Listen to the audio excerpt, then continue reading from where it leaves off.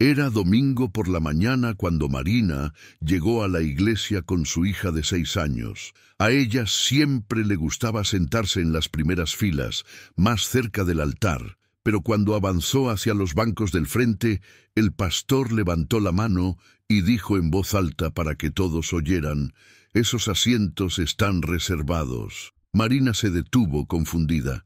¿Reservados para quién? El pastor la miró con frialdad y respondió: «Para personas importantes». Ella sintió que la sangre se le helaba. Todos en la iglesia se voltearon a mirar. Su hija le tiró de la mano, sin entender. Marina retrocedió, avergonzada, y fue a sentarse en los últimos bancos, donde nadie quería estar. Pero lo que ella no sabía era que aquello era solo el comienzo de algo mucho peor. Comenta: ¿esto es liderazgo o elitismo? Quiero saber qué harías en esta situación. Mi nombre es Marina, tengo 34 años, soy madre soltera y trabajo como auxiliar de limpieza en una escuela municipal del barrio. Mi vida siempre ha estado rodeada de desafíos, pero procuro llevar todo con dignidad y esperanza, incluso cuando el mundo insiste en señalar los límites de mi condición social. Desde pequeña, me enseñaron que la iglesia era el único lugar donde pobres y ricos tenían el mismo valor, donde nadie necesitaba preocuparse por la apariencia, la ropa o el tipo de carro que conducía. Allí, decían, lo que importaba era la fe, el carácter, el deseo sincero de buscar a Dios. Por eso siempre creí que dentro de la iglesia habría acogida, incluso en días difíciles. Yo nunca fui de lujos. Trabajo duro de lunes a sábado, limpiando salones de clase, baños y pasillos que casi nadie ve limpios, pero todos perciben cuando están sucios. Crío a mi hija Julia sola. Ella tiene 6 años. Es mi compañera de todas las mañanas de domingo, esas en las que nos arreglamos con cariño para ir al culto juntas. Juju, como me gusta llamarla, adora ir a la iglesia. Se pierde cantando los himnos, se anima en los momentos de oración y se divierte pintando los dibujos bíblicos que las tías de la escuelita reparten. También creo que es importante para ella crecer con valores, sentir que forma parte de una comunidad, tener amigos, aprender sobre compasión y bondad al lado de personas de fe.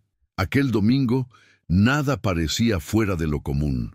Me levanté temprano, preparé el pan y el café, ayudé a Julia a escoger un vestido azul claro, su favorito.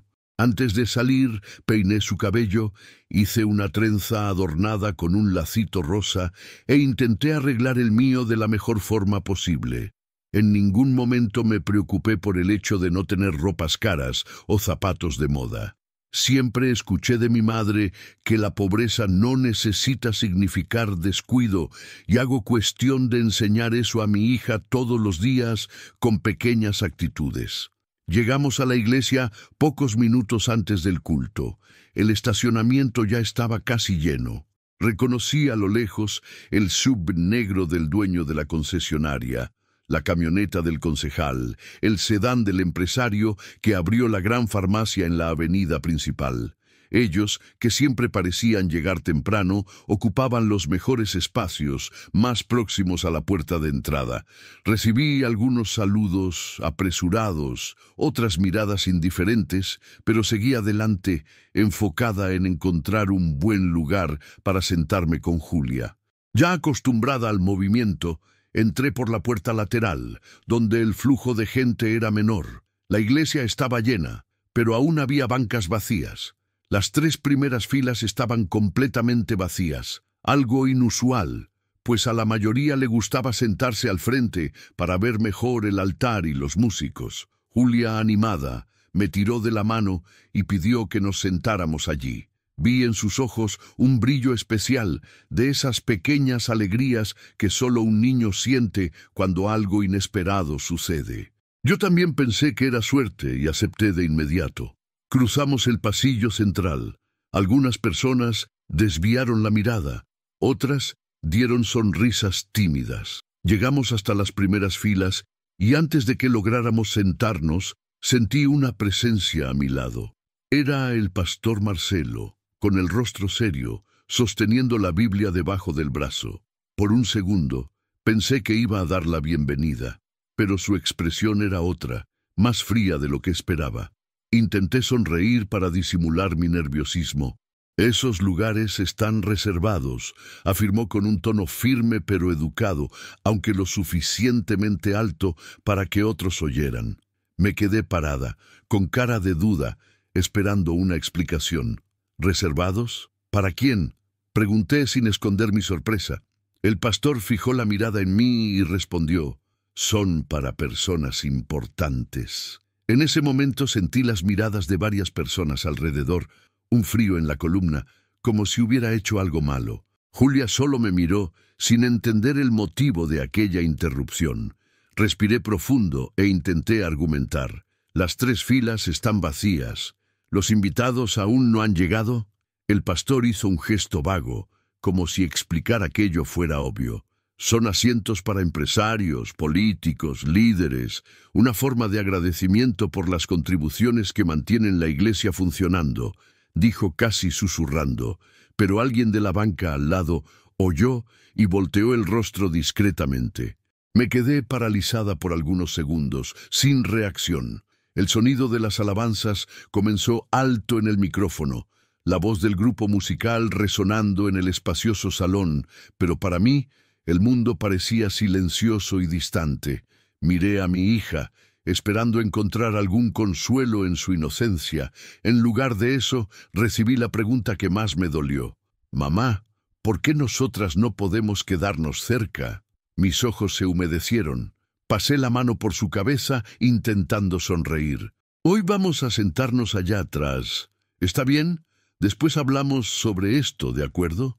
No quería perder el control frente a todos. Vi al pastor abrir una sonrisa amarilla e inmediatamente después desviarse para saludar al concejal que acababa de entrar por la puerta principal con toda su familia. Ellos fueron inmediatamente invitados a sentarse en las filas del frente por el propio pastor, que parecía oficiar más un evento VIP que un culto para la comunidad. Fui hasta el fondo del salón. Me senté en la banca más alejada, intentando mantener mi dignidad y principalmente la sonrisa para mi hija. El aire allí era más caliente, sofocante, y apenas se podía ver el altar u oír bien el mensaje. Sentí la vergüenza, la humillación, el sufrimiento de no ser considerada lo suficientemente importante. Intenté cantar los himnos, intenté confiar en que era solo un malentendido, pero por dentro estaba destrozada. Durante todo el culto, Julia no coloreó ningún dibujo y se quedó callada, abrazada a mí. Vi aquella alegría desaparecer de sus ojos. Miré hacia las primeras filas y pensé en cómo aquella escena reforzaba divisiones que siempre intenté negar para mí misma. A la salida, evitamos hablar con las personas de siempre. Apresuré el paso, sosteniendo la mano de Julia. En el camino a casa, ella preguntó: «Mamá, ¿nosotras no somos importantes para Dios?». Aquella pregunta partió mi corazón de una manera que no puedo explicar. Me agaché, miré a sus ojos y dije lo más sincero que pude: «Tú eres la persona que más amo en este mundo, y para Dios todos nosotros somos importantes, no importa dónde nos sentemos, pero desafortunadamente no todo el mundo cree eso igual que nosotras». Ella asintió despacio, pero vi que aún no estaba convencida. Pasé el resto del día en silencio, intentando entender lo que había sucedido, sintiendo una mezcla de rabia, tristeza e impotencia. Aquella noche no pude dormir. Solo podía pensar en cómo explicar injusticias del mundo a una niña que cree en lo mejor de las personas. Y fue así, con el pecho apretado, que decidí no ignorar más lo que estaba frente a mí. Me di cuenta de que el problema no era mío. El problema era un sistema creado para promover a quien puede dar más, mientras muchos otros permanecen invisibles. El sentimiento de rabia creció, y esta fue solo la primera vez que sentí ese dolor en la iglesia. Poco sabía yo que aquella situación marcaría el comienzo de un conflicto aún mayor, que cambiaría mi relación con la fe, con la iglesia, con las personas y conmigo misma. El lunes desperté cansada, como si no hubiera dormido. Las escenas del domingo aún se repetían en mi cabeza. El pastor impidiéndome sentarme al frente, las miradas de las personas, la pregunta de Julia. «Mamá, ¿nosotras no somos importantes?». Aquella frase me persiguió durante toda la madrugada. Me levanté, preparé el desayuno, dejé a mi hija en la escuela y fui a trabajar como siempre, pero con el corazón pesado, cargando una tristeza que no lograba disimular. Llegué a la escuela donde trabajo y comencé mi rutina. Tomé el carrito de limpieza, llené el balde con agua y detergente, me puse los guantes y comencé a limpiar los pasillos. El olor a desinfectante, el sonido de mis pasos resonando por el edificio vacío, todo parecía más pesado ese día.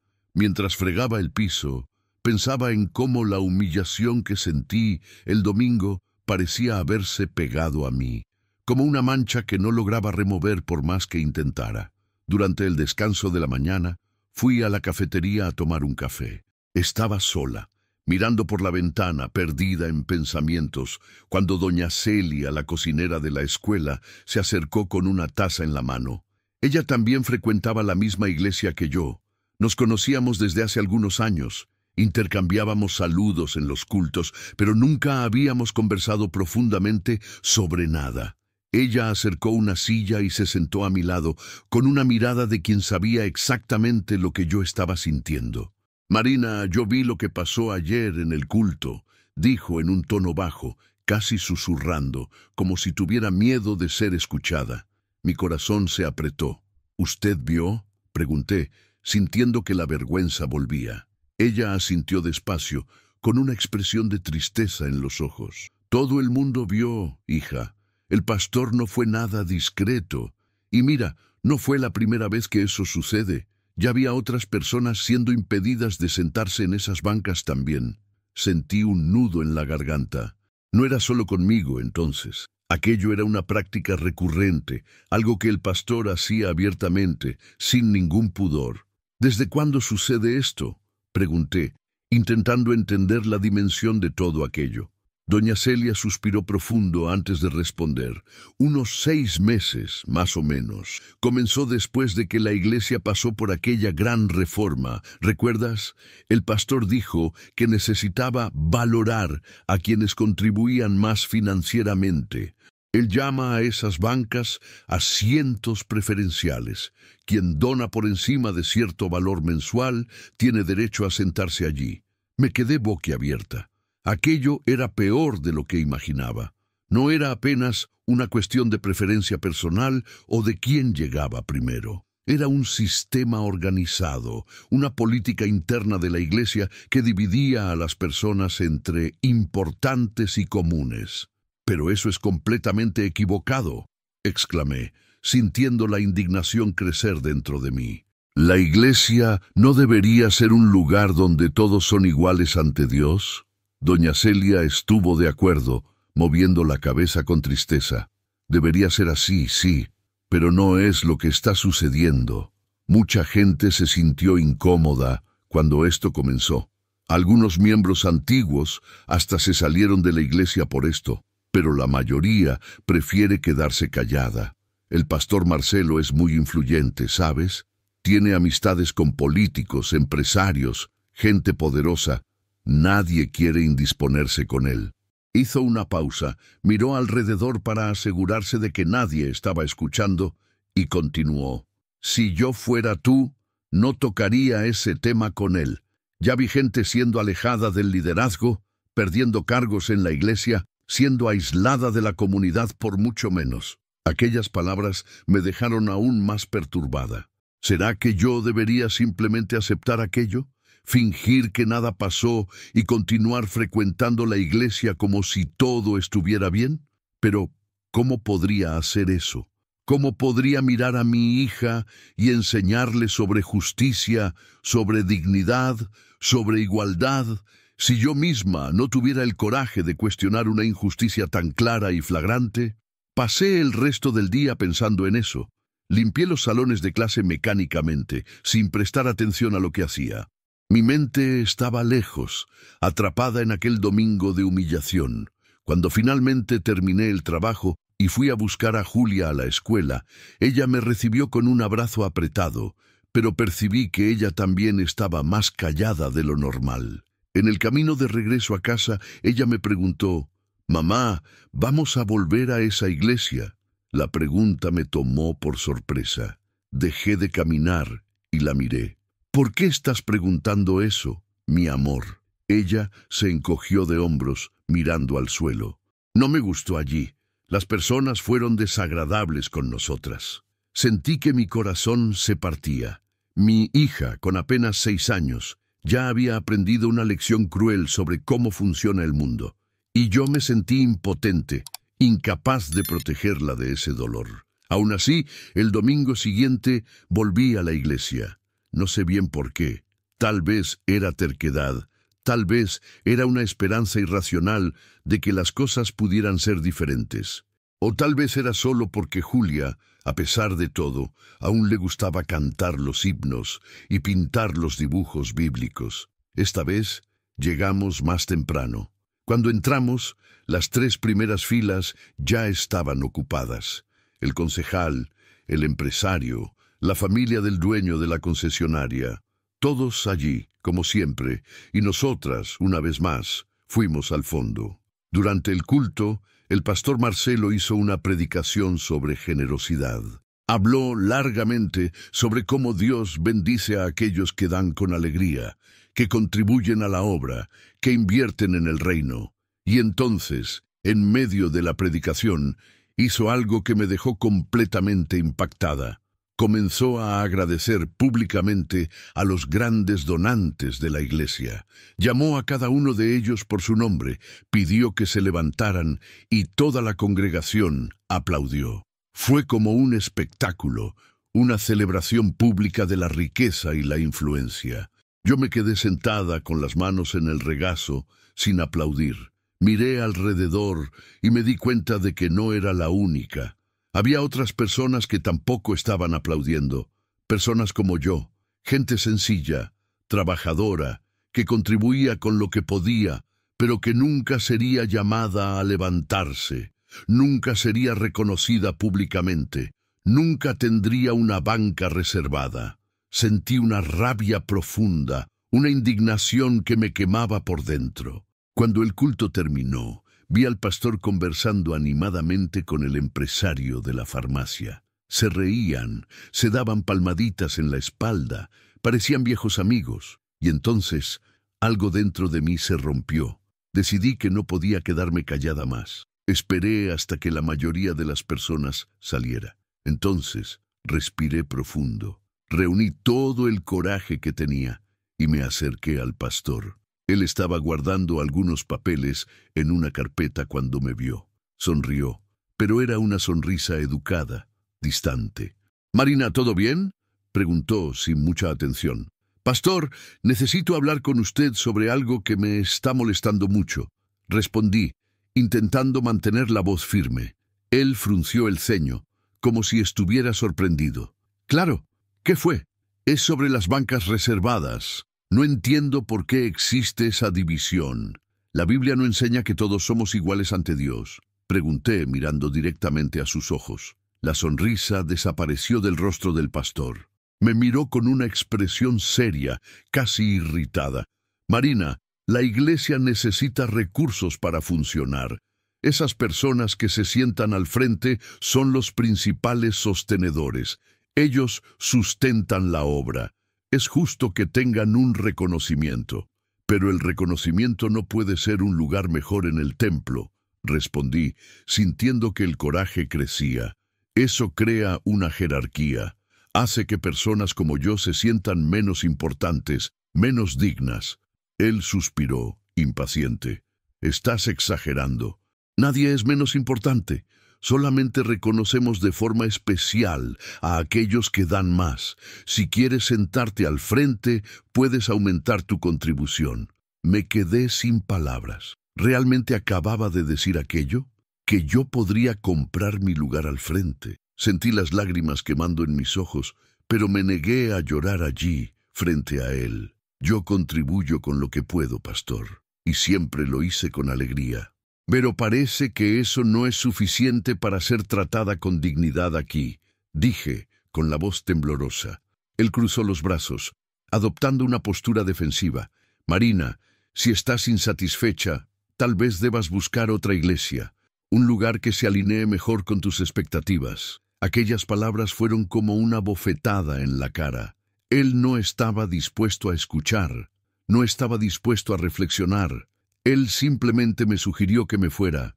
Salí de la iglesia ese día con el corazón partido, no por la pérdida de una banca al frente, sino por la pérdida de algo mucho mayor, la creencia de que aquel lugar era realmente una comunidad de fe, donde todos eran bienvenidos y valorados, y lo peor aún estaba por venir. Después de aquella conversación con el pastor Marcelo, algo cambió dentro de mí.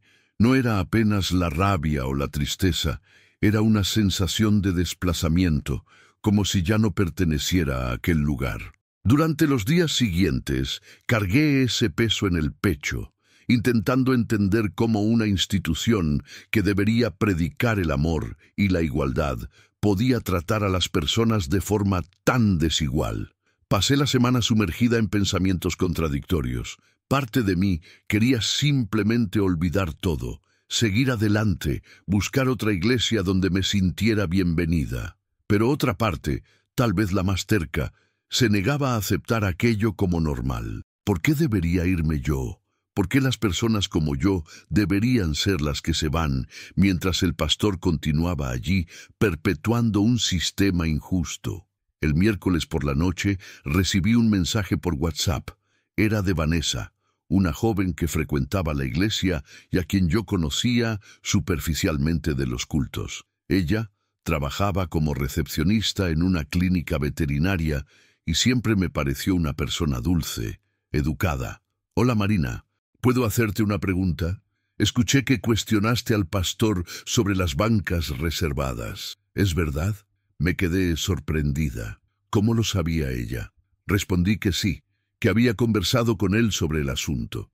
Ella tardó algunos minutos en responder, y cuando lo hizo, su mensaje era largo y cargado de emoción. Marina, quería agradecerte por haber tenido el coraje de hablar. Yo también me siento incómoda con eso desde hace tiempo, pero nunca tuve el valor de decir nada.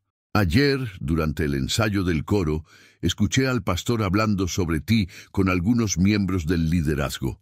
Dijo que estabas causando división en la iglesia y que necesitabas ser orientada. Mi corazón se aceleró. ¿Causando división? Yo. Todo lo que hice fue cuestionar una práctica que consideraba injusta. Y ahora, ¿el pastor me estaba etiquetando como una persona problemática? Le respondí a Vanessa preguntando qué más había dicho. Ella vaciló, pero terminó contándome. Dijo que no entiendes cómo funciona la iglesia, que tienes mentalidad de pobre y que eso te impide ver la necesidad de valorar a quienes realmente sostienen la obra. Algunas personas estuvieron de acuerdo con él, pero otras se quedaron en silencio. Yo estaba allí y me sentí muy incómoda. Sentí una mezcla de rabia y humillación. ¿Mentalidad de pobre? Aquello era un insulto directo, un intento de descalificarme, de reducir mi crítica a una cuestión de envidia o resentimiento. Pero no se trataba de eso. Era sobre principios, sobre valores, sobre lo que la iglesia debería representar. Le agradecí a Vanessa por contarme y le pedí que fuera discreta, pues no quería que ella se metiera en problemas por mi causa. Esa noche apenas pude dormir.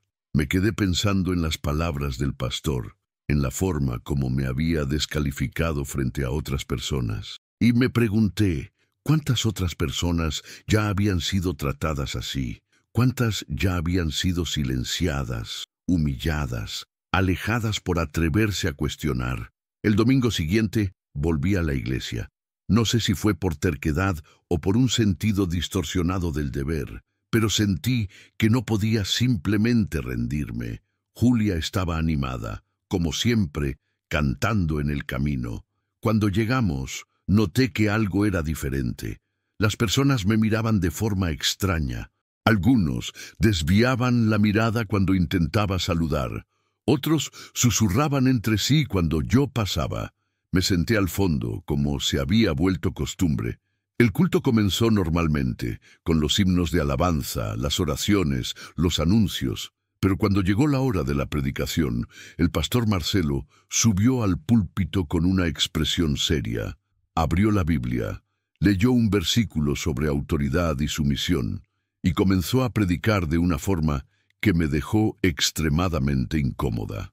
«Hermanos, vivimos tiempos difíciles», comenzó con voz firme. «Tiempos en que las personas cuestionan todo, faltan el respeto a las autoridades, creen que saben más que aquellos que Dios puso para liderar. Pero la Biblia es clara. Debemos someternos a las autoridades, sean estas civiles o espirituales, porque toda autoridad viene de Dios». Hizo una pausa, miró a la congregación y continuó. «Hay personas en esta iglesia que están sembrando discordia, que están cuestionando decisiones que fueron tomadas con sabiduría y oración. Esas personas necesitan entender que la iglesia no es una democracia, es una teocracia, y Dios estableció líderes para guiar el rebaño». Sentí mi rostro arder. Estaba hablando de mí. No había duda. Aquella predicación era una respuesta directa a mi conversación con él. Miré alrededor y noté que algunas personas también lo habían entendido. Algunas me miraban con curiosidad, otras con desaprobación. Sentí que Julia me tiraba de la mano. «Mamá, ¿por qué ese señor está hablando así?», preguntó, con la inocencia de quien no entiende los matices de la situación. «Está predicando, mi amor», respondí, intentando mantener la voz calmada, pero por dentro estaba temblando. El pastor continuó por más de 40 minutos. Habló sobre rebeldía, sobre orgullo, sobre cómo el diablo usa a las personas para causar división en las iglesias. Y con cada palabra yo sentía el peso de las miradas sobre mí. Era como si estuviera siendo juzgada públicamente sin derecho a defensa. Cuando el culto terminó, salí rápidamente, sosteniendo la mano de Julia con fuerza. Pero antes de que llegara a la puerta, una mujer me detuvo. Era Marlene, una de las líderes del grupo de mujeres de la iglesia. Ella era conocida por ser cercana al pastor, una de sus principales seguidoras. «Marina, ¿podemos conversar un minuto?», preguntó, con una sonrisa forzada. Respiré profundo y acepté, pidiendo a Julia que esperara afuera con doña Celia, quien se había ofrecido a quedarse con ella. Marlene me llevó a una sala reservada, cerró la puerta y cruzó los brazos. «Marina, necesito ser directa contigo. El pastor está preocupado por tu actitud. Siente que estás faltando el respeto al liderazgo, cuestionando decisiones que no son de tu incumbencia». Intenté defenderme. «Marlene, solo cuestioné una práctica que considero injusta. No estoy intentando causar división. Solo quiero entender por qué existen bancas reservadas en un lugar que debería ser igual para todos». Ella movió la cabeza impaciente. «No entiendes, Marina. La iglesia necesita recursos, y esas personas que se sientan al frente son las que mantienen todo funcionando. Sin ellas, no tendríamos luz, no tendríamos sonido, no tendríamos estructura. Es justo que sean reconocidas. Pero el reconocimiento no debería ser un lugar privilegiado en el templo», insistí. «Eso va en contra de todo lo que la Biblia enseña». Marlene me miró con frialdad. «Marina, si no estás de acuerdo con la forma como se administra la iglesia, tal vez sea mejor que busques otro lugar. Nadie te está obligando a quedarte aquí». Aquellas palabras me golpearon como un puñetazo en el estómago. Era la segunda vez que alguien me sugería que me fuera, y esta vez no era apenas el pastor, era todo el liderazgo el que me estaba rechazando. Salí de aquella sala con los ojos llorosos. Encontré a Julia esperando afuera, sosteniendo la mano de doña Celia. Le agradecí, tomé a mi hija y nos fuimos. En el camino de regreso a casa, Julia me preguntó: «Mamá, ¿por qué esas personas no te quieren?». Intenté explicar de una forma que ella pudiera entender. A veces cuando decimos la verdad, a algunas personas no les gusta. Pero eso no significa que estemos equivocadas. En los días siguientes comencé a recibir mensajes extraños. Algunos eran de apoyo, de personas que estaban de acuerdo conmigo, pero tenían miedo de hablar. Otros eran de reproche, diciendo que estaba causando problemas innecesarios. Y entonces, el viernes, recibí una llamada del pastor Marcelo. Me pidió que fuera a la iglesia el sábado por la tarde para una reunión de consejería. Mi corazón se apretó. Sabía que aquello no sería una simple conversación. El sábado por la tarde me puse mi mejor ropa y fui a la iglesia con el corazón apretado. No sabía qué esperar de aquella reunión, pero tenía un mal presentimiento. Cuando llegué, fui recibida por una secretaria que me llevó hasta una sala de reuniones en el fondo del templo. Allí dentro ya estaban el pastor Marcelo, Marlene y 2 miembros más del liderazgo, el diácono Carlos y la coordinadora de enseñanza, hermana Beatriz. El pastor me pidió que me sentara y con una sonrisa fría comenzó a hablar. Marina, gracias por venir. Te llamamos porque estamos preocupados por ti. Hemos notado que estás insatisfecha con algunas cosas en la iglesia y creemos importante aclarar algunos puntos. Respiré profundo y respondí, Pastor, no estoy insatisfecha con la iglesia. Estoy insatisfecha con una práctica específica que considero injusta. Él interrumpió. Entiendo, pero necesitas comprender que la iglesia tiene una estructura, una organización, y que no todo puede decidirse de forma colectiva. Existen decisiones que corresponden al liderazgo, y una de ellas es la forma como reconocemos a nuestros principales donantes. Intenté argumentar nuevamente, pero pastor, la Biblia dice en Santiago 2 que no debemos hacer acepción de personas, no debemos tratar al rico mejor que al pobre. Marlene se entrometió. Marina, estás sacando ese versículo del contexto. Lo que estamos haciendo no es acepción de personas, es reconocimiento de contribuciones. Es diferente. Sentí que la frustración crecía. No es diferente. Reservar los mejores lugares para quien dona más es exactamente lo que Santiago condena. Es crear una jerarquía basada en dinero. El diácono Carlos, que hasta entonces estaba en silencio, decidió hablar. Marina, con todo respeto, estás siendo orgullosa. Estás poniendo tu juicio por encima del juicio del liderazgo, y eso es peligroso. La Biblia habla sobre rebeldía.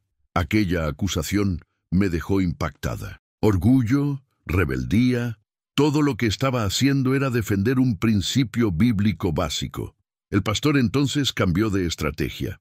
Marina, voy a ser sincero contigo. Si continúas cuestionando públicamente las decisiones de esta iglesia, vamos a tener que tomar medidas disciplinarias. No podemos permitir que alguien cause división en el cuerpo de Cristo. Sentí mi corazón acelerarse. Medidas disciplinarias. ¿Me está amenazando? Él levantó la mano, como si estuviera intentando calmar la situación. No es una amenaza, es una advertencia. Queremos que sigas siendo parte de esta comunidad, pero para eso necesitas someterte a la autoridad establecida por Dios. Miré a cada una de aquellas personas y me di cuenta de que no había espacio para el diálogo. Ellos no estaban allí para escucharme. Estaban allí para intimidarme, para forzarme a aceptar algo que yo consideraba equivocado. Me levanté de la silla. Pastor, respeto mucho a usted y al liderazgo de esta iglesia, pero no puedo aceptar algo que va en contra de la palabra de Dios. Si usted considera eso rebeldía, entonces no sé qué más decir. Tomé mi bolso y me dirigí hacia la puerta. Antes de salir, me di vuelta y dije, ustedes hablan tanto sobre su misión, pero se olvidan de que todos nosotros, incluyendo los líderes, debemos someternos a Dios y a su palabra. Y la palabra es clara. Dios no hace acepción de personas. Salí de aquella sala temblando.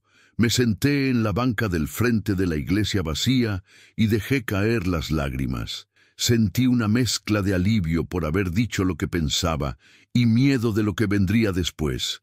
Me quedé allí por algunos minutos, en silencio, intentando procesar todo. Y entonces escuché pasos detrás de mí. Era Vanessa, la joven que me había enviado el mensaje días antes. Marina, escuché lo que pasó. Estaba afuera y oí parte de la conversación. Dijo, sentándose a mi lado, fuiste muy valiente. Me sequé las lágrimas y sonreí débilmente. No sé si fue valentía o estupidez. Ella movió la cabeza. Fue valentía, y no estás sola. Hay más gente incómoda con esto, solo que nadie tiene el coraje de hablar. Le pregunté si creía que debería seguir frecuentando la iglesia. Vanessa suspiró. No lo sé, Marina. Parte de mí cree que sí, que deberías quedarte y continuar luchando, pero otra parte cree que solo vas a sufrir más. El pastor Marcelo no va a cambiar. Es muy orgulloso para admitir que está equivocado. Asentí con la cabeza.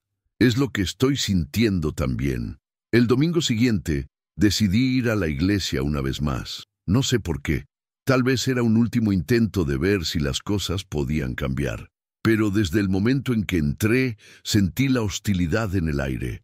Algunas personas me saludaron fríamente, otras simplemente me ignoraron. Me senté al fondo, como siempre, y el culto comenzó.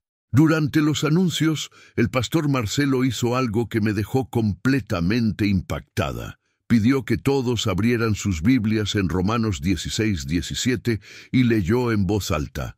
Os ruego, hermanos, que os fijéis en los que causan divisiones y tropiezos en contra de la doctrina que vosotros habéis aprendido y que os apartéis de ellos. Cerró la Biblia, miró a la congregación y dijo, hermanos, necesitamos tener cuidado con personas que causan división, personas que cuestionan la autoridad establecida por Dios. Esas personas son peligrosas y debemos alejarnos de ellas. Sentí que todas las miradas se volvían hacia mí, algunas disimuladas, otras no tanto. Mi rostro ardió de vergüenza. El pastor me estaba marcando públicamente, etiquetándome como alguien peligroso, alguien de quien los demás debían alejarse. Sostuve firme la mano de Julia, que me miraba sin entender lo que estaba sucediendo. Cuando el culto terminó, intenté salir rápidamente, pero fui interceptada por varias personas.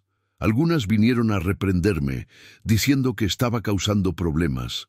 Otras vinieron a consolarme, diciendo que estaban de acuerdo conmigo, pero no podían hablar públicamente. Y entonces sucedió algo que me marcó profundamente. Una señora anciana, a quien siempre había respetado mucho, se acercó a mí y dijo, Marina, escuché lo que hiciste. Deberías tener vergüenza. Cuestionar al pastor es cuestionar a Dios. Aquellas palabras me golpearon como una flecha. No por su verdad, sino por la ceguera que representaban. ¿Cómo podía la gente equiparar a un líder humano, falible, con el propio Dios? ¿Cómo podían aceptar una injusticia tan clara en nombre de la obediencia ciega? Salí de la iglesia ese día sabiendo que no volvería, no porque hubiera renunciado a la fe, sino porque aquel lugar ya no era un lugar de fe verdadera. Era un lugar de poder, de política, de favoritismo, y ya no podía fingir que todo estaba bien. En el camino de regreso a casa, Julia me preguntó, «Mamá, ¿vamos a volver allá?» La miré y respondí con sinceridad, «No, mi amor, vamos a buscar un lugar donde todos sean tratados con igualdad». En los días siguientes recibí varios mensajes, algunos de apoyo, otros de reproche. Y entonces, una semana después, recibí un mensaje oficial del pastor Marcelo. Era una notificación formal de disciplina. Estaba siendo apartada de la iglesia por comportamiento rebelde e insubordinación al liderazgo.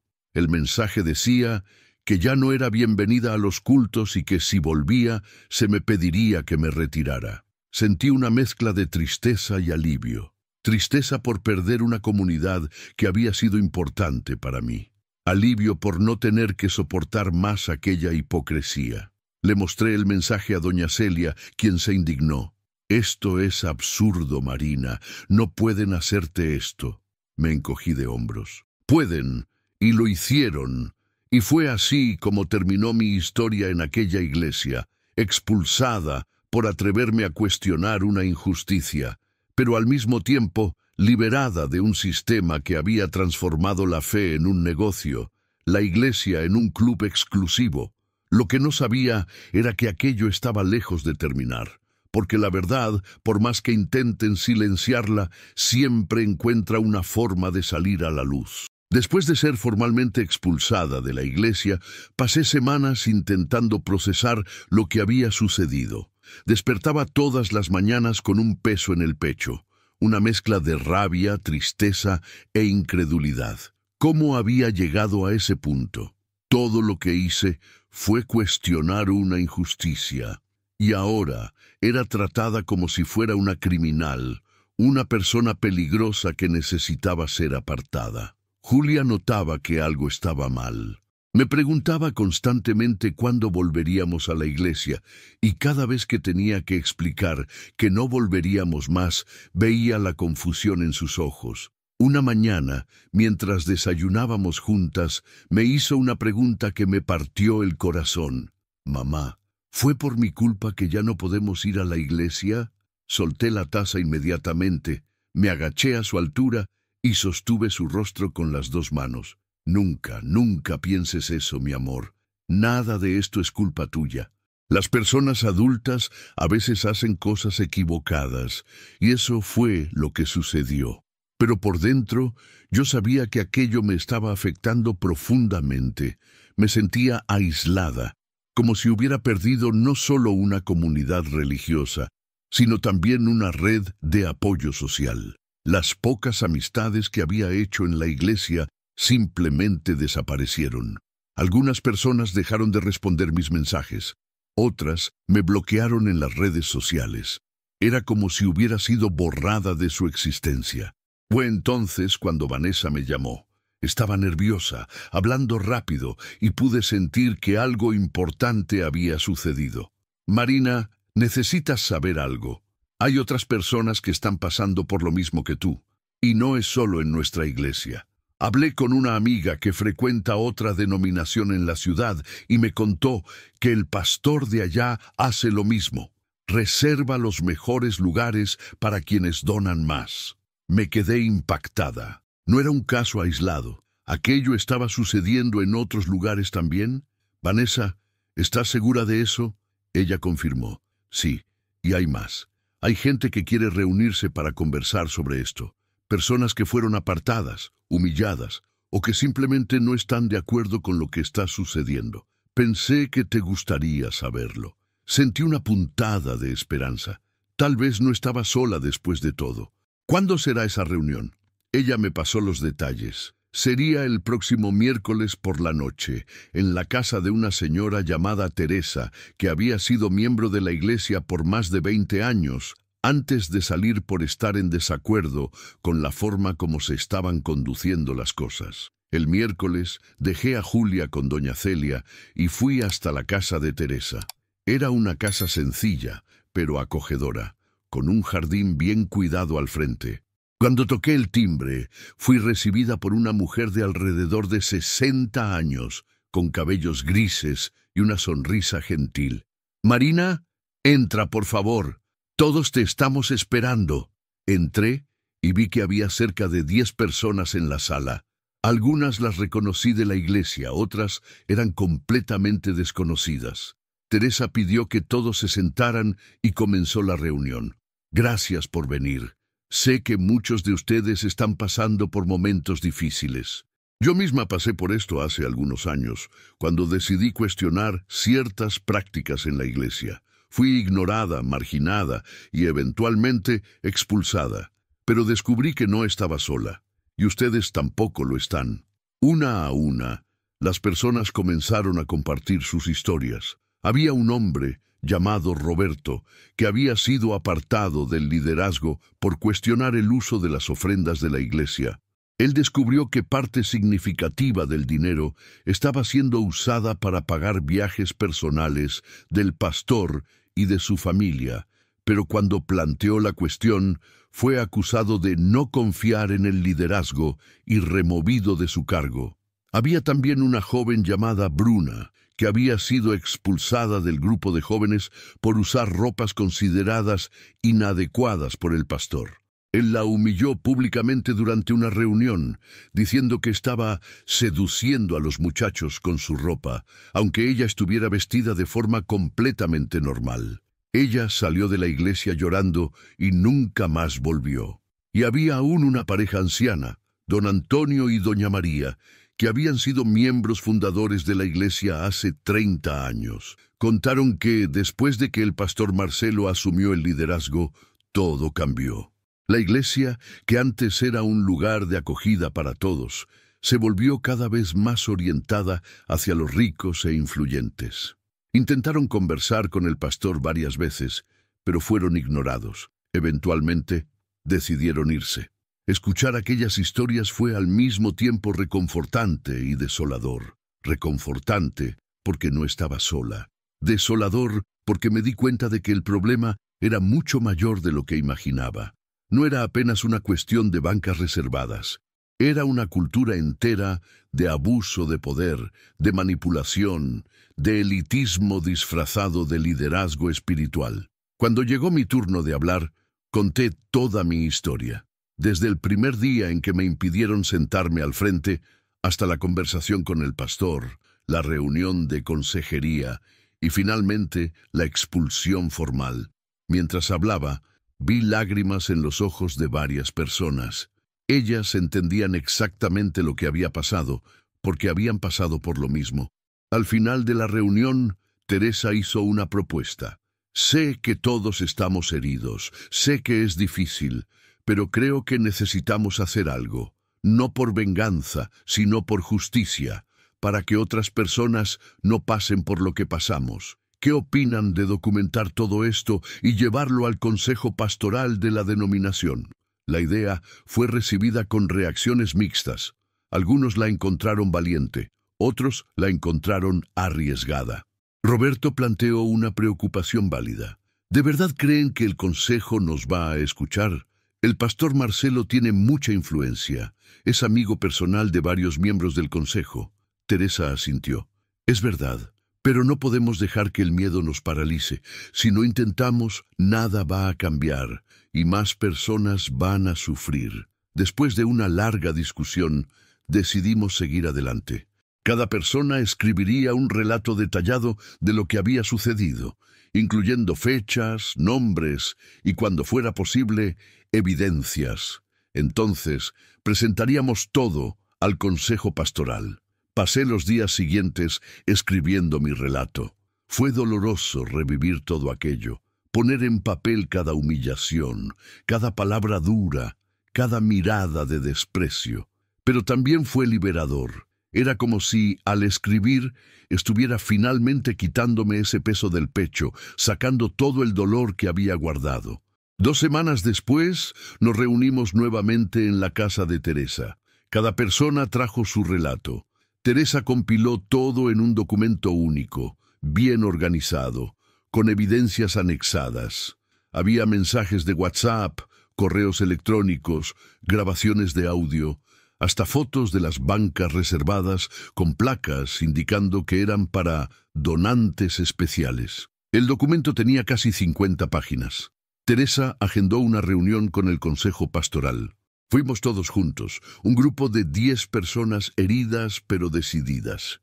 Cuando llegamos al edificio administrativo de la denominación, fuimos recibidos por una secretaria que nos llevó hasta una sala de conferencias. Allí estaban 5 miembros del Consejo Pastoral, 3 pastores mayores y 2 laicos. Teresa presentó el documento y comenzó a explicar la situación.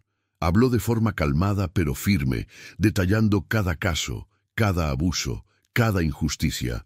Los miembros del consejo escucharon en silencio, con expresiones que variaban entre impacto, preocupación e incomodidad. Cuando Teresa terminó, uno de los pastores, llamado Reverendo Silva, tomó la palabra.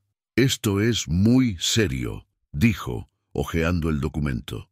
«Si todo lo que está aquí es verdad, necesitamos tomar medidas inmediatas». Sentí una ola de esperanza. Finalmente, alguien nos estaba tomando en serio. Pero entonces, otro miembro del consejo, un hombre llamado Pastor Enrique, planteó una preocupación. Con todo respeto, necesitamos escuchar el otro lado también. El pastor Marcelo tiene derecho a defenderse. El reverendo Silva estuvo de acuerdo. Sin duda, vamos a convocar al pastor Marcelo para una audiencia. Él tendrá la oportunidad de responder a estas acusaciones.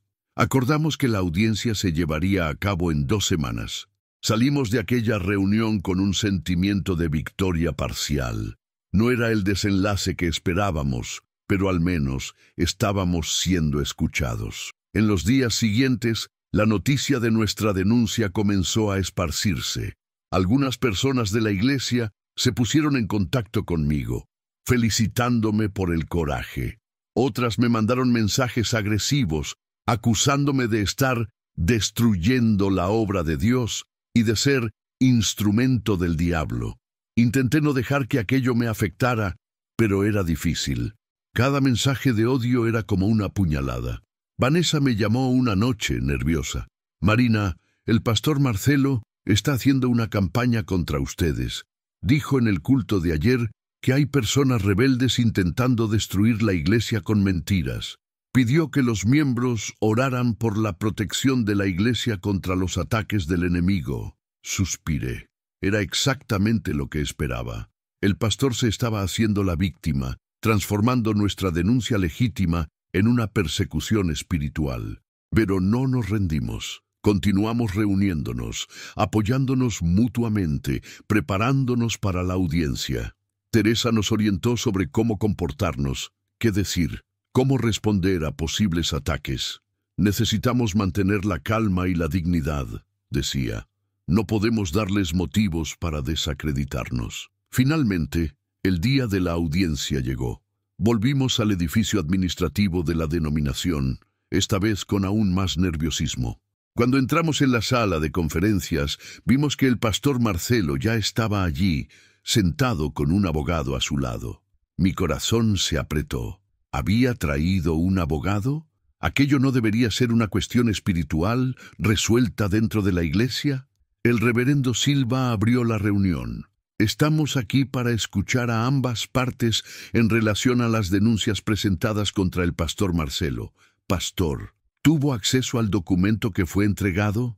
El pastor Marcelo asintió. Sí, y necesito decir que quedé profundamente dolido y decepcionado. Estas acusaciones son infundadas y representan un intento de difamar mi ministerio. Teresa pidió la palabra. Pastor Marcelo, tenemos evidencias. Tenemos fotos de las bancas reservadas. Tenemos mensajes suyos confirmando la política de asientos preferenciales. ¿Cómo explica eso? El pastor no se intimidó. Sí, tenemos asientos reservados para nuestros principales donantes. ¿Y cuál es el problema? La iglesia necesita recursos para funcionar. Reconocer a aquellos que contribuyen de forma significativa no es pecado, es gratitud. Roberto intervino. Pero pastor, la Biblia condena la acepción de personas. Santiago capítulo 2 es muy claro sobre eso. El pastor dio una sonrisa condescendiente. Ustedes están interpretando ese texto de forma equivocada. Santiago habla sobre no despreciar a los pobres, no sobre no honrar a aquellos que sostienen la obra. Son cosas completamente diferentes. La discusión se fue poniendo cada vez más tensa. El abogado del pastor comenzó a cuestionar la legitimidad de nuestras evidencias, sugiriendo que las fotos podrían haber sido tomadas fuera de contexto, que los mensajes podrían haber sido editados. Bruna, la joven que había sido humillada por su ropa, intentó hablar sobre su experiencia, pero fue interrumpida por el abogado. Con todo respeto, esta es solo su palabra contra la del pastor. No hay evidencias objetivas. Sentí que la frustración crecía. Parecía que, sin importar lo que dijéramos, no seríamos tomados en serio. El pastor Marcelo estaba siendo protegido por el sistema y nosotros éramos apenas peones que podían ser fácilmente descartados. Fue entonces cuando sucedió algo inesperado. Uno de los miembros del consejo, que hasta entonces había permanecido en silencio, pidió la palabra. Era un hombre mayor, llamado Pastor Elías. «Necesito decir algo», comenzó con voz grave, Conozco al pastor Marcelo desde hace muchos años y debo admitir que, en los últimos tiempos, he escuchado rumores sobre sus prácticas, no solo sobre las bancas reservadas, sino sobre otras cuestiones también. Uso indebido de recursos, favoritismo, abuso de autoridad. Intenté ignorar esos rumores, pensando que eran solo chismes, pero ahora, escuchando estos relatos, me doy cuenta de que hay un patrón, y eso me preocupa profundamente. El pastor Marcelo quedó visiblemente afectado. Pastor Elías, con todo respeto, usted está siendo influenciado por estas personas. Ellas tienen una agenda en mi contra. Pastor Elías movió la cabeza. No, Marcelo, no es una cuestión de agenda, es una cuestión de carácter. Y lo que estoy viendo aquí son claras señales de que algo está mal en tu ministerio. El reverendo Silva intervino. Creo que necesitamos hacer una investigación más profunda. Pastor Marcelo, usted será temporalmente apartado de sus funciones mientras investigamos estas denuncias. Se formará una comisión para auditar las finanzas de la iglesia y entrevistar a otros miembros de la congregación. El pastor Marcelo se puso de pie, indignado. Esto es un absurdo. Ustedes no tienen autoridad para apartarme. El reverendo Silva mantuvo la calma. Sí tenemos. Está previsto en el reglamento interno de la denominación y esta decisión es definitiva. El abogado del pastor intentó argumentar, pero fue cortado. La audiencia está cerrada. Comunicaremos los próximos pasos pronto. Salimos de aquella sala con un sentimiento mixto de victoria y aprehensión. Victoria, porque finalmente habíamos sido escuchados y tomados en serio. Aprehensión, porque sabíamos que aquello estaba lejos de terminar. El pastor Marcelo no aceptaría aquello de forma pasiva, y teníamos certeza de que haría todo para revertir la situación. En los días siguientes, la noticia del apartamiento del pastor se esparció rápidamente. La iglesia entró en tumulto. Había quienes apoyaban la decisión del consejo y quienes la condenaban vehementemente. Algunos miembros organizaron protestas en defensa del pastor, otros salieron de la iglesia en solidaridad con nosotros. Recibí decenas de mensajes, algunos de apoyo, diciendo que había hecho lo correcto, otros de amenaza, diciendo que pagaría por haber destruido la iglesia. Tuve que bloquear a varias personas en las redes sociales y hasta consideré cambiar mi número de teléfono. Vanessa también estaba sufriendo ataques. Me llamó llorando una noche, diciendo que había perdido amistades de años por haberme apoyado. Intenté consolarla, pero yo misma estaba emocionalmente exhausta. La comisión de investigación trabajó durante 3 semanas. Auditaron las finanzas de la iglesia, entrevistaron a decenas de miembros, revisaron documentos y registros. Y lo que encontraron fue aún peor de lo que imaginábamos. El pastor Marcelo no solo reservaba bancas para donantes, sino que también usaba dinero de la iglesia para gastos personales, incluyendo viajes de vacaciones, cenas en restaurantes caros y hasta la compra de un auto de lujo registrado a su nombre.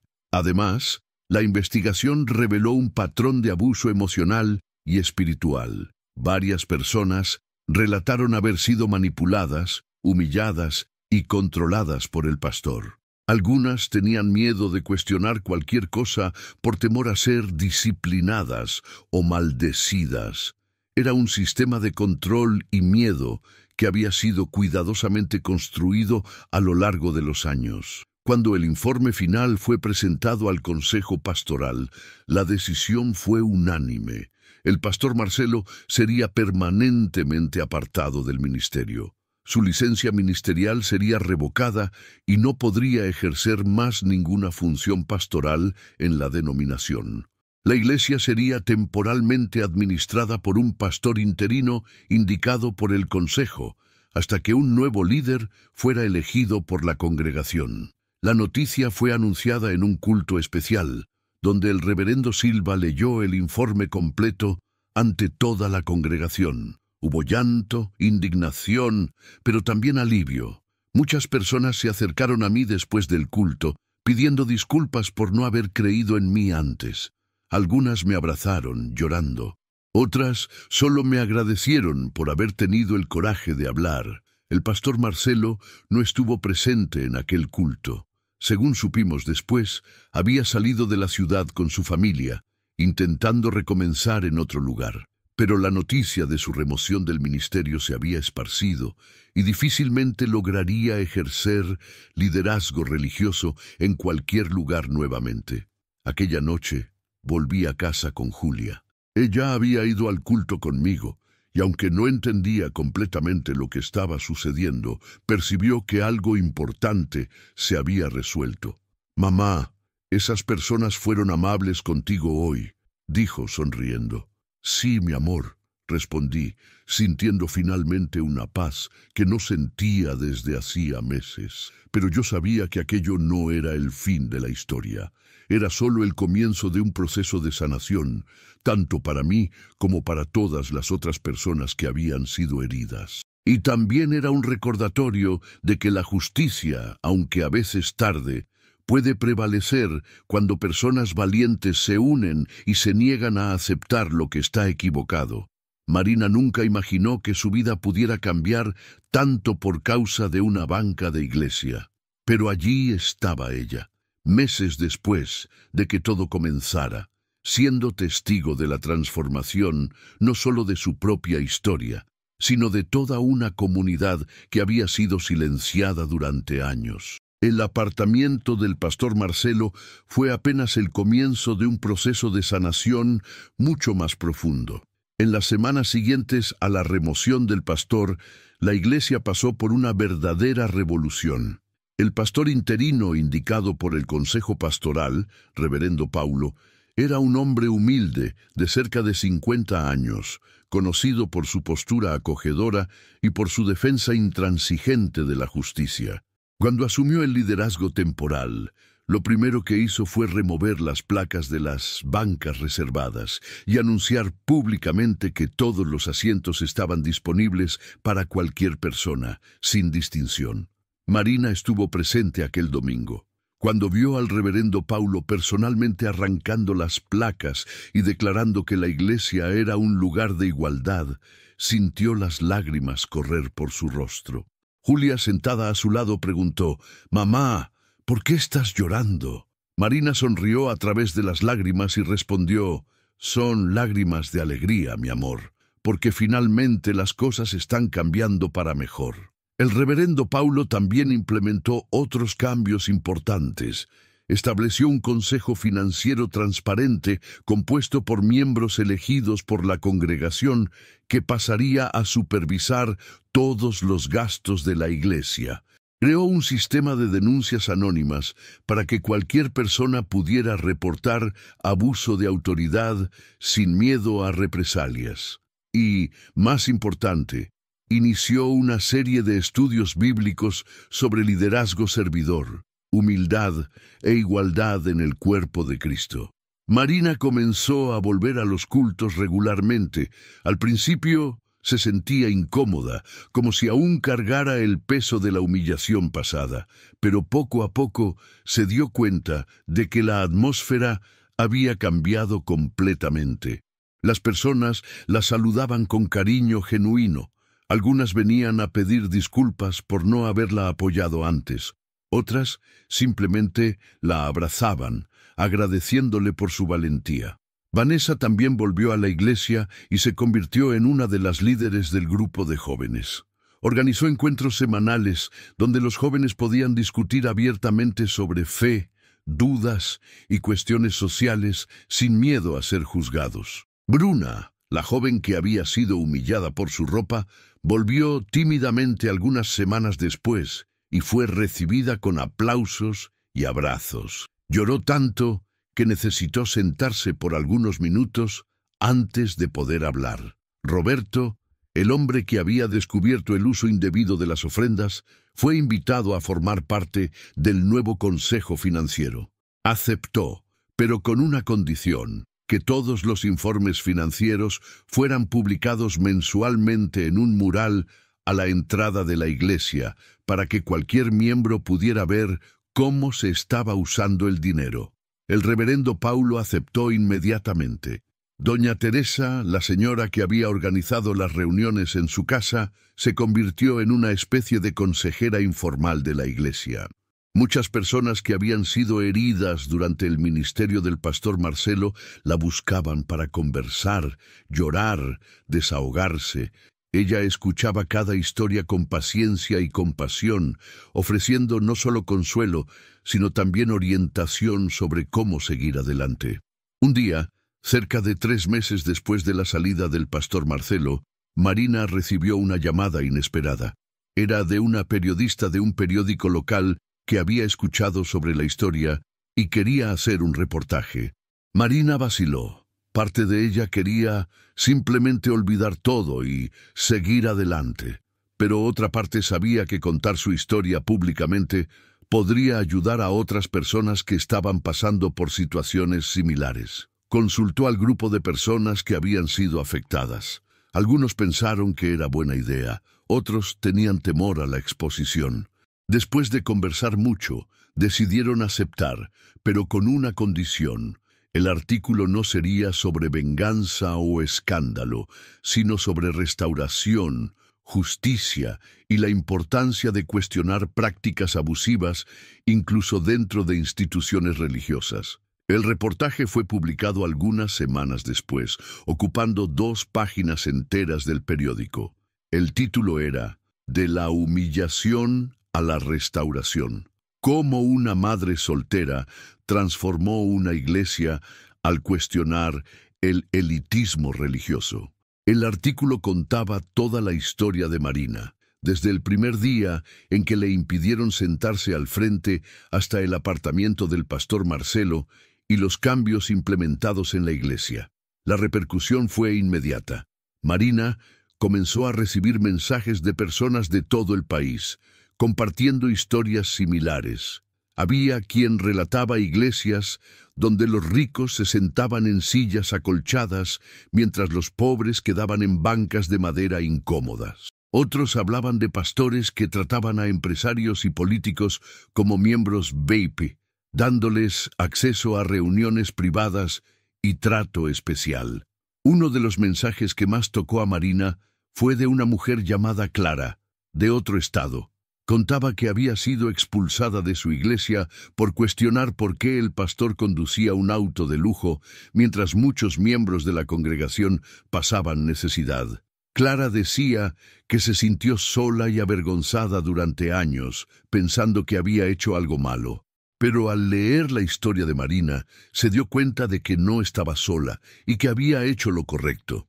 Marina respondió a Clara y a varias otras personas, ofreciendo palabras de aliento y, cuando era posible, conectándolas con recursos y grupos de apoyo.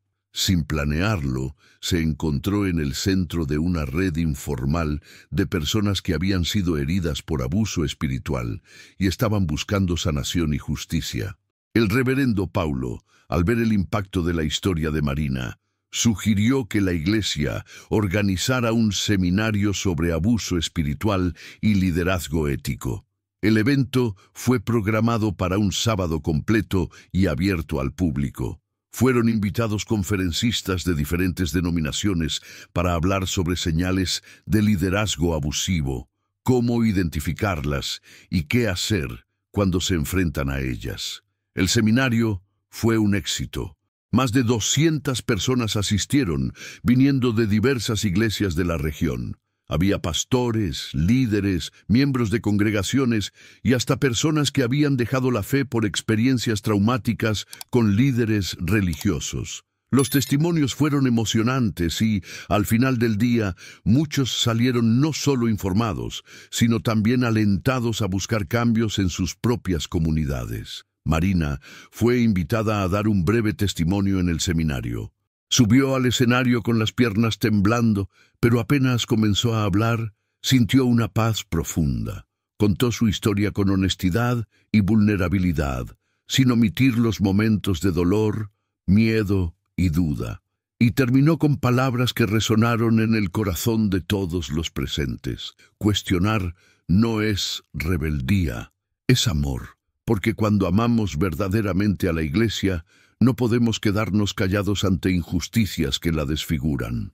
El salón estalló en aplausos. Las personas se pusieron de pie, algunas llorando, otras sonriendo. Marina bajó del escenario y fue inmediatamente rodeada por decenas de personas queriendo abrazarla, agradecer, compartir sus propias historias. Pasó horas conversando con cada una de ellas, escuchando, aconsejando, llorando junto a ellas. Aquella noche, cuando finalmente volvió a casa, Marina se acostó al lado de Julia, que ya estaba dormida. Miró el rostro sereno de su hija y pensó en todo lo que habían pasado juntas. Las humillaciones, las lágrimas, los miedos, pero también el coraje, la justicia, la restauración, y supo, en el fondo de su corazón, que todo había valido la pena. Los meses siguientes trajeron aún más transformaciones. La Iglesia, bajo el liderazgo temporal del reverendo Paulo, creció no en números, sino en profundidad. Las personas comenzaron a interesarse más por estudios bíblicos serios que por shows y eventos pomposos. Los cultos se volvieron más participativos, con espacio para testimonios, preguntas y discusiones, y, sobre todo, se creó una cultura de transparencia y rendición de cuentas que nunca había existido antes. Cuando llegó el momento de elegir un nuevo pastor permanente, la congregación fue involucrada de forma democrática. Se formó un comité compuesto por miembros de diferentes edades y clases sociales para buscar candidatos y entrevistarlos. Marina fue invitada a formar parte del comité, pero rechazó educadamente. Sentía que ya había cumplido su papel y que era hora de que otras personas asumieran el liderazgo. Sin embargo, Marina aceptó formar parte de un nuevo ministerio que estaba siendo creado. Un grupo de apoyo a víctimas de abuso espiritual, junto con Teresa, Vanessa, Roberto y otros, ayudó a estructurar encuentros mensuales donde las personas podían compartir sus experiencias en un ambiente seguro y acogedor. El grupo creció rápidamente y, en pocos meses, tenía más de 30 participantes regulares. Uno de los momentos más marcantes para Marina fue cuando una joven llamada Camila apareció en uno de los encuentros. Tenía apenas 17 años y contó, entre lágrimas, que había sido abusada psicológicamente por un líder de jóvenes de su iglesia.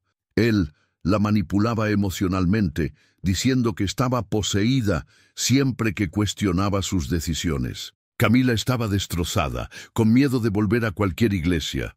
Marina abrazó a Camila y le dijo: «No estás poseída, estás herida, y eso no es culpa tuya, pero aquí no estás sola, vamos a ayudarte a sanar». En los meses siguientes, Marina acompañó a Camila de cerca, conversando con ella regularmente, conectándola con un terapeuta cristiano que entendía de trauma religioso, y gradualmente ayudándola a reconstruir su fe en un ambiente saludable. Camila no fue la única. Había decenas de historias como la suya, personas que habían sido manipuladas, controladas, humilladas por líderes religiosos que abusaban de su autoridad.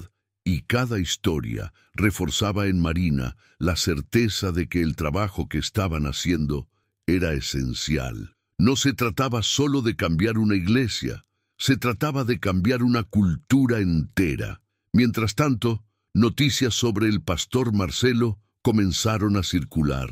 Había intentado asumir el liderazgo de una iglesia en otra ciudad, pero cuando los miembros del consejo pastoral de aquella región supieron sobre su remoción, se negaron a acreditarlo. Intentó iniciar una iglesia independiente, pero pocos asistieron. Su reputación había sido manchada de forma irreversible. Una parte de Marina sintió pena por él. Después de todo, no le deseaba mal a nadie, pero otra parte sabía que las consecuencias eran necesarias. Los líderes que abusan del poder necesitan ser responsabilizados, no solo por justicia, sino para que no lastimen a más personas. Oró por él, pidiendo que Dios tocara su corazón y lo llevara al arrepentimiento genuino, pero no sintió la necesidad de buscarlo o perdonarlo personalmente. Algunas heridas toman tiempo para cicatrizar. En un domingo especial, 6 meses después del inicio de toda la saga, la Iglesia organizó un culto de restauración. Era un momento para reconocer públicamente a todas las personas que habían sido heridas durante el ministerio anterior y pedir perdón en nombre de la institución. El nuevo pastor permanente, que había sido elegido por la congregación, condujo el culto con sensibilidad y humildad. Marina fue una de las personas llamadas al frente. Junto con ella estaban Roberto, Bruna, Vanessa, don Antonio, doña María y varias otras. El pastor leyó una declaración formal, reconociendo los errores cometidos, pidiendo perdón y comprometiéndose a nunca más permitir que aquello sucediera. Entonces, invitó a la congregación a ponerse de pie y aplaudir a aquellas personas, no por ser víctimas, sino por haber tenido el coraje de luchar por la justicia. El aplauso fue ensordecedor. Marina miró alrededor y vio lágrimas en los rostros de tantas personas. Vio a Julia, sentada en la primera fila, aplaudiendo con una sonrisa enorme en el rostro. Vio a doña Celia, que había sido su confidente desde el principio, llorando de emoción. Vio a Vanessa, que había arriesgado sus propias amistades para apoyarla. Y sintió, por primera vez en mucho tiempo, que estaba verdaderamente en casa. Después del culto, varias personas se acercaron a Marina. Algunas solo querían agradecer, otras querían contar sus propias historias. Una señora anciana que Marina no conocía sostuvo sus manos y dijo: «Fui miembro de esta iglesia durante 40 años. En los últimos años pensé en salir varias veces por las injusticias que veía, pero no tenía el valor de hablar. Tú me diste ese valor. Gracias». Marina sonrió con los ojos llorosos. «No tienes que agradecerme, solo hice lo que cualquier persona debería hacer, defender lo correcto». La señora movió la cabeza. «No, hija mía. Muchos saben lo que es correcto, pero pocos tienen el coraje de luchar por ello. Tú eres especial». En los meses siguientes, Marina continuó su vida normalmente. Trabajaba, cuidaba de Julia, frecuentaba la iglesia, participaba del grupo de apoyo. Pero algo en ella había cambiado. Ya no era la mujer tímida e insegura que aceptaba injusticias en silencio. Había descubierto su voz y estaba determinada a usarla siempre que fuera necesario. Un año después del inicio de todo, Marina recibió una invitación inesperada. Era de una organización nacional que trabajaba con reforma de iglesias y combate al abuso espiritual. Querían que se uniera a una campaña de concientización, viajando a diferentes ciudades, contando su historia y enseñando a las personas a identificar y combatir prácticas abusivas en sus comunidades religiosas. Marina vaciló. Tenía una hija que criar, un trabajo estable, una vida que finalmente estaba en paz. Pero cuando conversó con Julia sobre la invitación, su hija dijo algo que la sorprendió. «Mamá, creo que deberías aceptar, porque si ayudas a otras personas, otras niñas, no van a necesitar preguntar si son importantes. Ya van a saber que lo son». Aquellas palabras tocaron profundamente el corazón de Marina. Aceptó la invitación, pero con la condición de poder hacer los viajes los fines de semana y durante las vacaciones escolares, para no estar lejos de Julia. La organización estuvo de acuerdo. En los 2 años siguientes, Marina visitó decenas de iglesias en todo el país. En cada lugar compartía su historia, respondía preguntas, escuchaba relatos similares. Y en cada lugar veía la transformación sucediendo. Personas encontrando coraje para cuestionar, líderes reflexionando sobre sus prácticas, iglesias implementando cambios. Ella no cambió el mundo sola, lejos de eso. Pero fue parte de un movimiento mayor, de personas comunes que se negaron a aceptar el status quo y lucharon por una fe más justa, más igualitaria, más parecida a las enseñanzas de Cristo. Y eso, para Marina, era más que suficiente. Hoy, cuando Marina mira hacia atrás, ya no siente rabia ni tristeza, siente gratitud. gratitud por haber encontrado coraje, gratitud por las personas que la apoyaron, gratitud por la oportunidad de hacer la diferencia.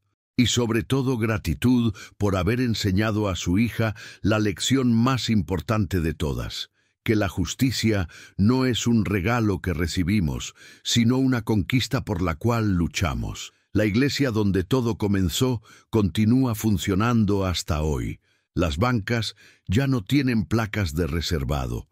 Las ofrendas son administradas de forma transparente. Y todas las personas, independientemente de cuánto donen o de su posición social, son tratadas con igual dignidad y respeto. No es una iglesia perfecta, pero es una iglesia que aprendió de la forma más difícil que el Evangelio no puede ser comprado y que la mesa de Dios no tiene lugares VIP. Y Marina, ella continúa sentándose al fondo de la iglesia. No porque esté obligada, sino porque lo elige, porque descubrió que Dios no está más presente en las primeras filas que en las últimas, y que lo que realmente importa no es dónde nos sentamos, sino cómo vivimos. ¿Y tú? Si estuvieras en el lugar de Marina, ¿habrías tenido el coraje de cuestionar? ¿O habrías aceptado la injusticia en silencio? Comenta, ¿justicia o sumisión? Quiero saber tu opinión.